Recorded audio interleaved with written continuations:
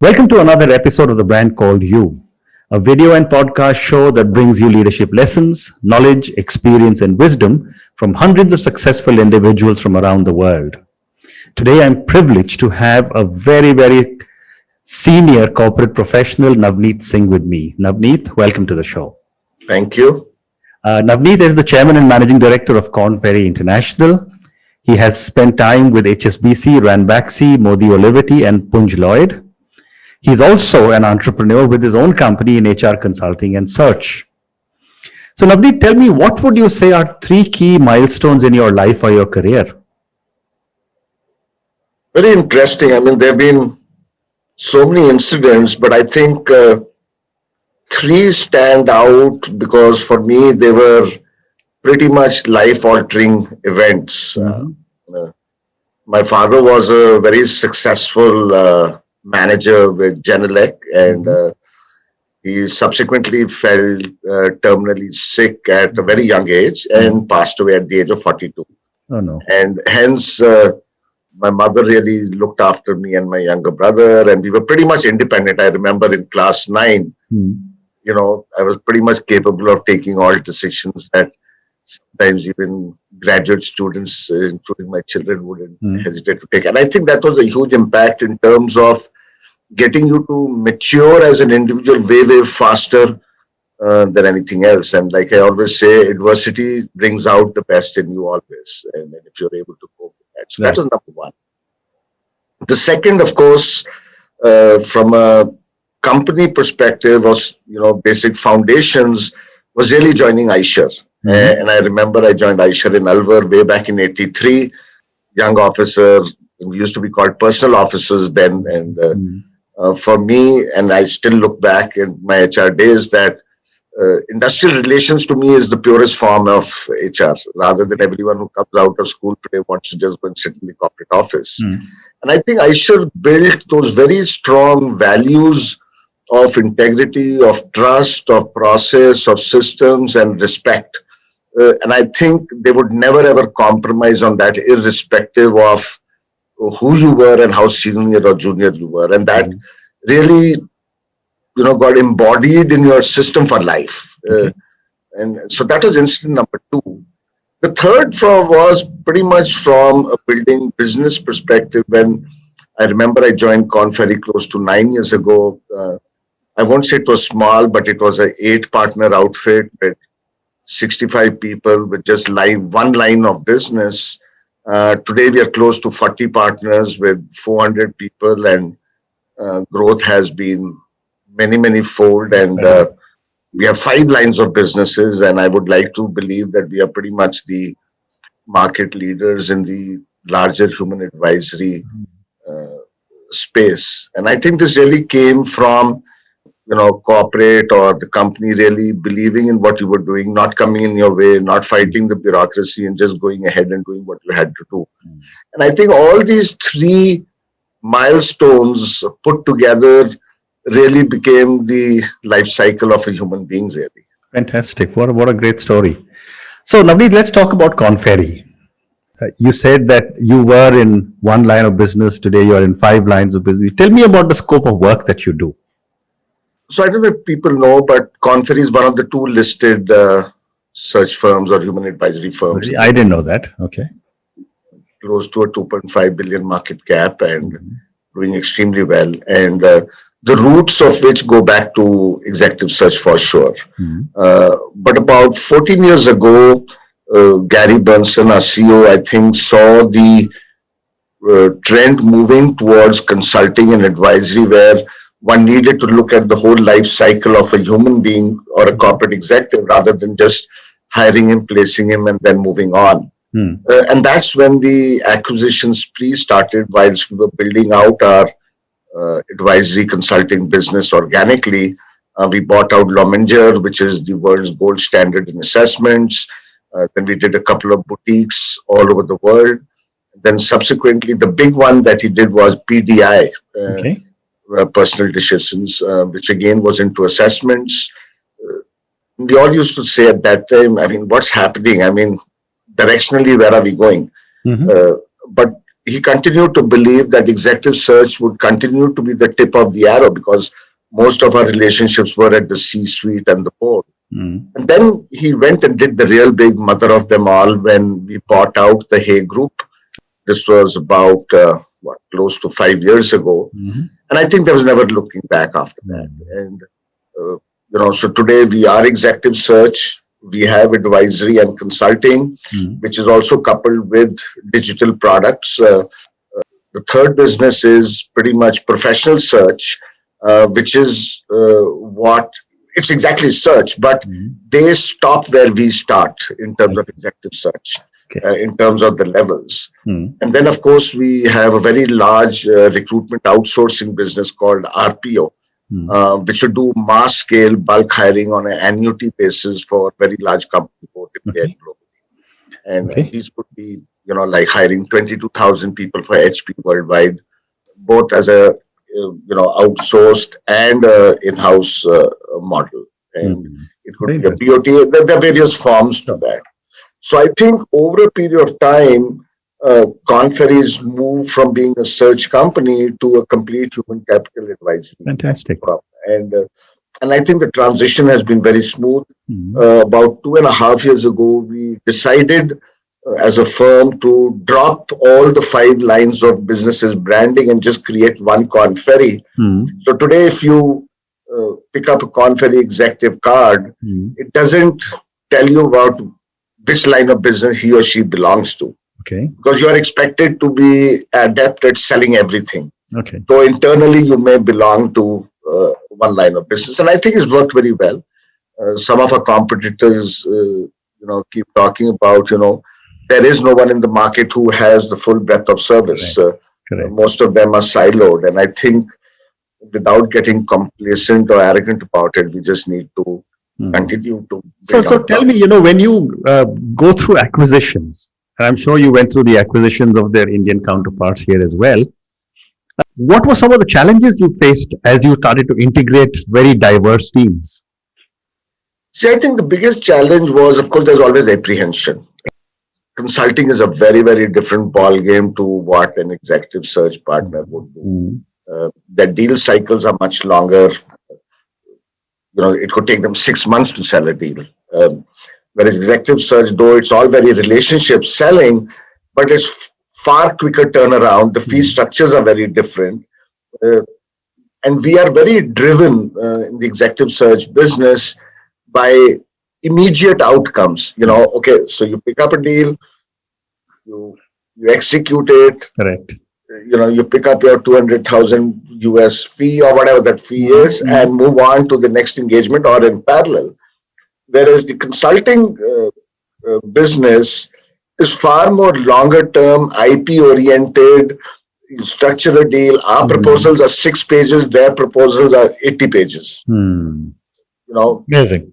And therefore, moving into a listed company which has its own treadmill, I think that was the huge challenge for them to adapt to.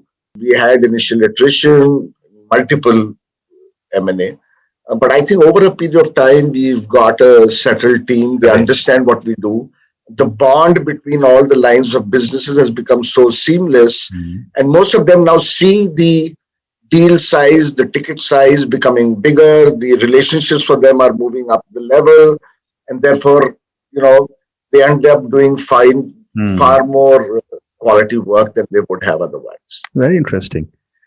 So, as I look back, and, when I was younger, I used to be on the radar of search firms, etc. And a lot of young people today are. I have a couple of questions for you. In the 90s, search firms used to be called headhunters. When did this transition take place from headhunters to search? So I remember when we were setting up HSBC investment banking in India way back in 96, my boss, Sean Brown, who had come from London, and I was employee number 2, he was employee number 1. Okay. And that's the time Peregrine, everyone was going down. And so he said, Navnit, let's go out and get a search firm. And I said, what's a search firm? Yes. He said, he's a headhunter. I said, say that. because then, we never had large talent acquisition teams. HR managers did whatever they did. So they did comp, they did admin, they did security, they did hiring, they did everything together, right? Today, of course, they've all become super specializations. And I said, why do you call it search? He says, in developed countries, even at that time, and I'm talking about late 90s, you always had one or two partners or one of the two or three search firms at that time as your best friend. And I realized that when I moved with HSBC to New York in 1998, every senior executive there had one search consultant as his best friend, Correct. Who would keep sensing the market, figuring out whatever. Whereas the whole situation here was very transactional. And I remember till early 2000s when I joined a competitor of ours, it was exactly, headhunting ho rahi hai. Go and find me this guy, take your fees and go home. But I think the transition happened somewhere in the mid 2000s when I think the search consultants also amongst the bigger firms matured.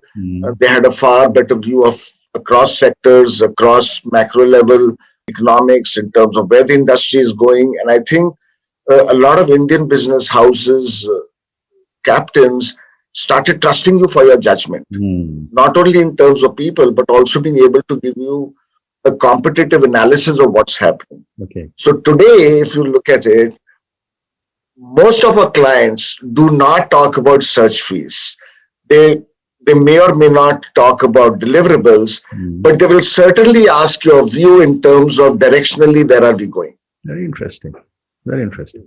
So, just before we started this conversation, I was telling you about the profile of our viewers and listeners. And I was telling you 72% of our viewers and listeners are below 34. My question to you is that the first time a young individual gets a call from a search firm, it's very exciting because now suddenly I'm on the radar, which is beyond my normal scope of work. Right. My question to you is, at what stage of a person's career do they become relevant for a search firm? And what should I be doing to get your attention?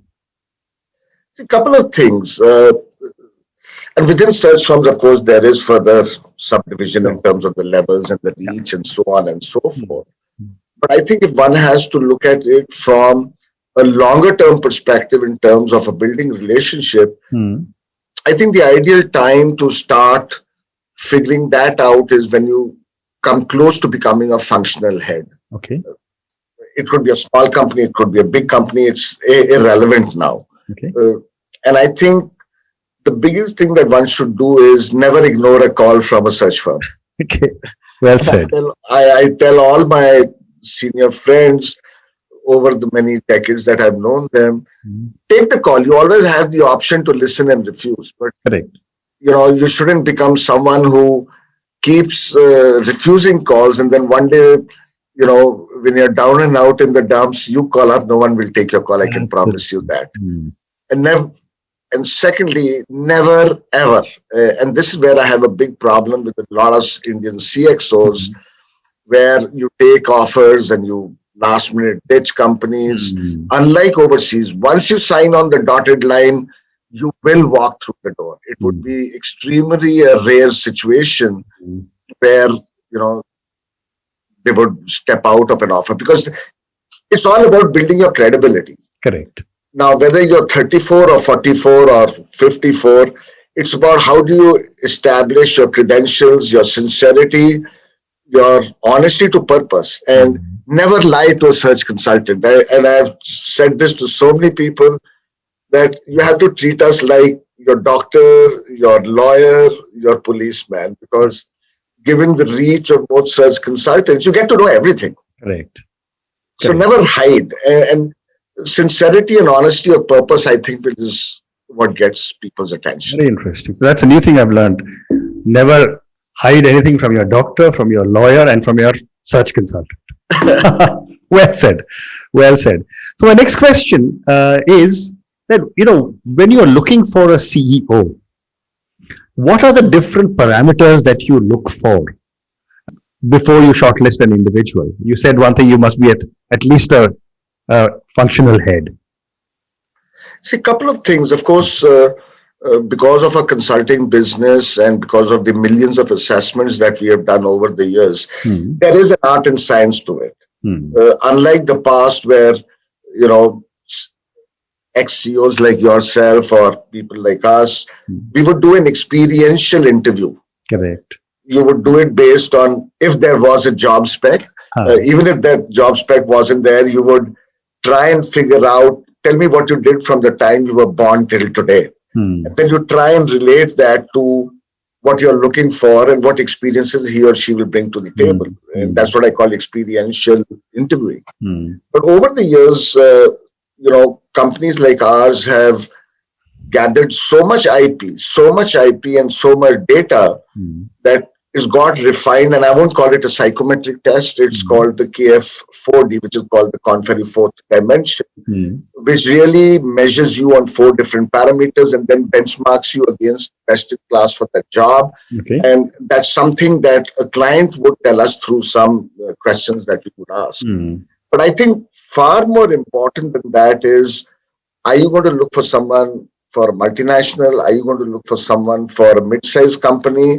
Are you going to look for someone who's an Indian owner? Are you going to look for someone who's his, you know, son who's coming up into the business? So the parameters do change, but then there's one single line which seems to be, you know, coming through, and there's a huge difference between pre-COVID and now. And I think the biggest situation that we are looking for today is, does this individual have the learning agility to be able to adapt, move, and be able to respond far more quickly than ever before? Because the working environment's changed completely. It's a different matter that I honestly thought that this whole lockdown and the paraphernalia would last on for at least 15 to 18 months. But I think the recoveries happened way, way faster than I think most of us thought. And therefore, beside learning agility, do you have the adaptability? Do you have the people skill to be able to manage thousands of people without even having met them? Very interesting. And therefore, are you in a position to influence the board? I mean, today, every conversation that you have, either at a board meeting or in strategy meetings, are all on Zoom. So therefore, there's no banter, there's no side conversations, there's no coffee. You come in for a meeting for 2 hours and you're gone. Correct. Otherwise, it would have taken you 2 days in an offsite to do the same meeting. Well said. You know, so therefore, you build relationships, you build touch points and all that. So I think that's vanished, and therefore, CEOs today have to become far more adaptable and far more precise and far more pointed than they ever were. Because that's where life has now become. It's all very pointed, it's all very precise, and it's what can you do to move the needle to the next level. Well said. So I was telling somebody, I said, you know, 10 years ago, or even 5 years ago, it used to be the elevator pitch. Now I call it the Zoom pitch. Absolutely. You need to have the attention of everybody on your Zoom call in those few minutes, you know, so. Absolutely. So, but, you know, I think I have time for one more question before I move to some questions for you personally. You know, as someone who runs such a major search firm with so many different arms, what are some of the core values you believe in? You know, I've always had this, you know, post Aisha, you know, one always had bosses who were supportive. So you did what you did and you learned on the way, you stumbled, you grew, you moved on. But as a subordinate, you always cribbed about the system. Correct. You know, I wish this could happen. Why are these guys like this? And so on and so forth. So when I got into this role, I said, I really want to do something which everyone always used to crib about, and let's see if we can change that. And I think we've had, in the last 8.5, 9 years that I've been here, one, I trust my people blindly. Some say it's a failing, but I don't care. Two, you have to lead by example. You know, I'm not going to say I'm this or I am that, but if the leader is doing things beyond a managerial capability in terms of running a book of business, in terms of traveling. I travel maniacally. Even now, I'm traveling 2 to 3 I can days. imagine. Yeah. People follow you. If he or she can do it, why can't you? Trust your people, give them the empowerment. I have never ever, as a part of the process, I have to approve travel and all deals and all. I have never said no, unless there is a reason which is beyond. Sure. And therefore, even in the region and in corporate, I mean, without divulging too much, the view that they have is don't mess with this guy. Okay. And you need a strong backbone, which is backed by results. I mean, you can have a strong backbone and be a poor performer. You're not going anywhere in life. Performance at the end of it has to be backed up with consistent behavior, with behavior which is aligned to the firm's values, and people must believe in that. And I think that's extremely important for us. Very, very interesting. So now we have time for 2 questions now, and there are some questions for you personally. Sure. For someone who, as in your own words, has done everything on your own, and from the time you were in class 9, took a lot of your own decisions, have seen a lot of success in the corporate world, are now leading one of the biggest search firms of this country, probably this region. What does success mean to Navnit?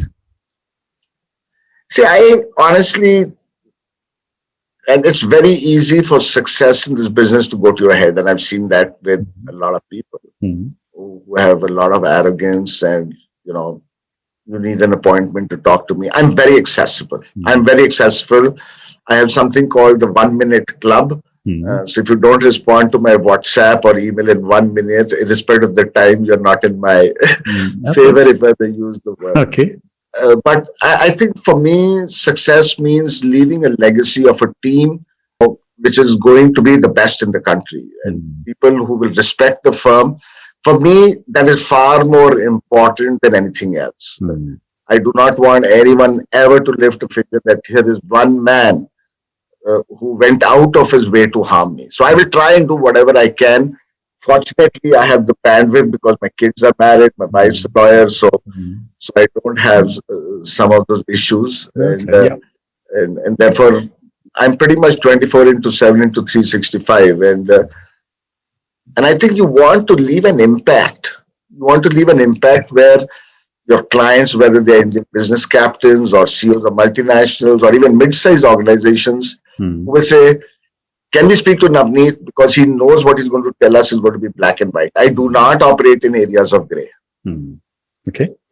And now my last question to you, and this is a question I was thinking whether to ask you or not, but given the thousands of people who are young people who listen to our conversation and your words of wisdom, what would your advice be to a young manager who's starting off on their career, in the corporate world?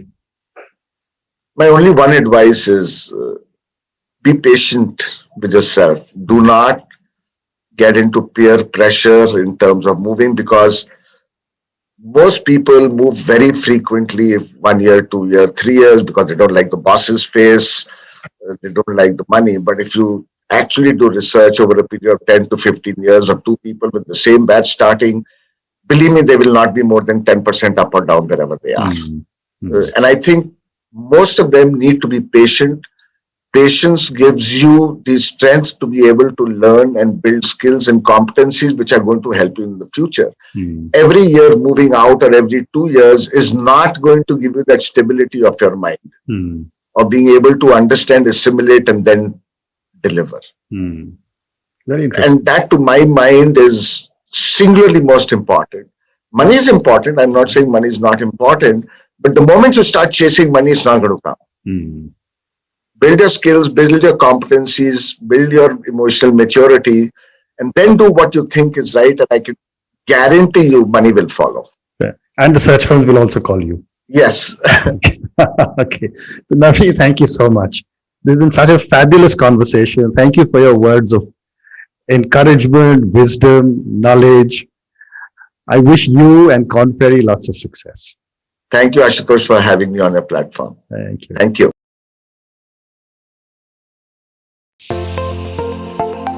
Thank you for listening to the brand called You Videocast and Podcast. a platform that brings you knowledge, experience, and wisdom of hundreds of successful individuals from around the world. Do visit our website www.tbcy.in to watch and listen to the stories of many more individuals. You can also follow us on YouTube, Facebook, Instagram, and Twitter. Just search for the brand called You.